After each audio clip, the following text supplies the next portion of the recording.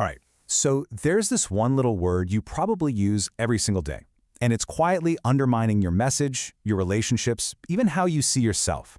And the craziest part? Most of us have absolutely no clue we're even doing it.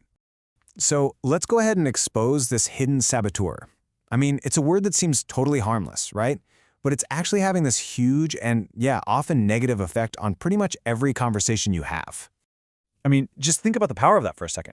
We're talking about a single word that can erase praise in an instant, turn encouragement into criticism, and create conflict where there should be, connection. It's just hiding right there in plain sight.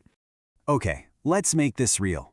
Imagine this. You've worked incredibly hard on a project. You are so proud of it. You show it to your boss, maybe a colleague or a friend, and this is what they say. You hear the praise, "This is really good," and you feel amazing for like half a second until that one word hits. No, seriously, be honest with yourself. After you hear that sentence, what's the only part that's really rattling around in your head? Is it the compliment, or is it that sinking feeling that, what you did just wasn't good enough? Yep, exactly. Your brain just latches onto the part that signals a problem. The praise feels like, I don't know, a polite formality. And the criticism, well, that feels like the real message. The positive part is just completely erased. So, what if I told you that you could deliver the exact same feedback, but without that negative sting? What if you could change the entire feeling of a conversation just by swapping out one tiny word? Well, the good news is you absolutely can. And here it is. The culprit is the word but. You see, linguistically, it's a word of negation. The moment we hear it, our brain is basically conditioned to just delete whatever came before it and brace for impact, for the contradiction, the problem, the criticism that's about to come. And the solution?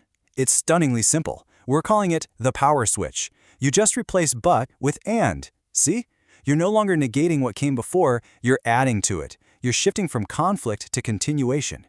It is such a tiny change, but it has a massive impact. Okay, I know this might sound a little abstract, so let's see how this thing actually works in the real world. And as we go through these, I want you to pay attention not just to the words, but to how each version actually feels. Wow, right? Can you feel the difference? The but version makes it sound like your lack of confidence somehow just cancels out all your great work. But the and version, it connects the two ideas. It says your great work is the very reason you can build that confidence.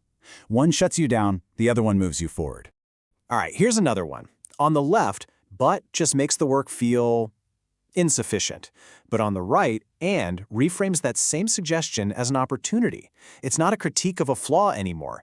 It's a strategy for making something that's already good even better. It completely transforms the feeling from criticism into collaborative growth.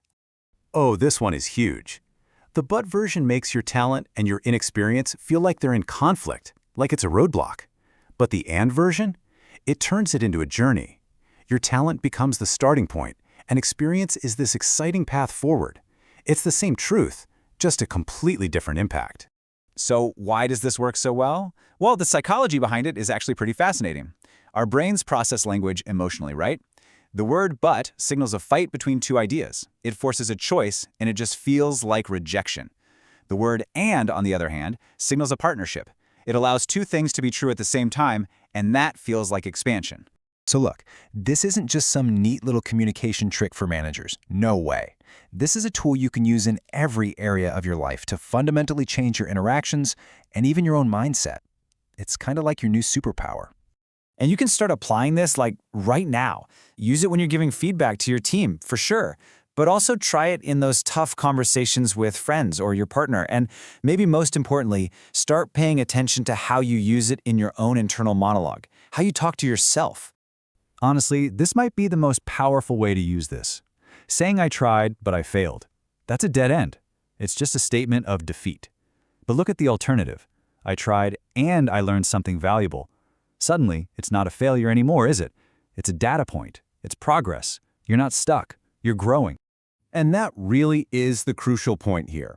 The words we choose, especially these tiny little connective words, they aren't just passively describing the world.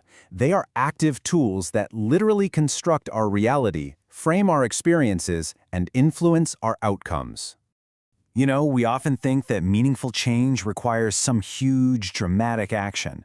But sometimes, the most profound shifts, they start with the smallest adjustments in our daily habits. And in this case, it's just one little 3-letter word.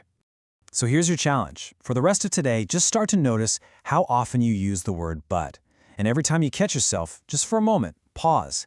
Ask yourself, what would happen if I switch this to and? Just try it and watch what happens.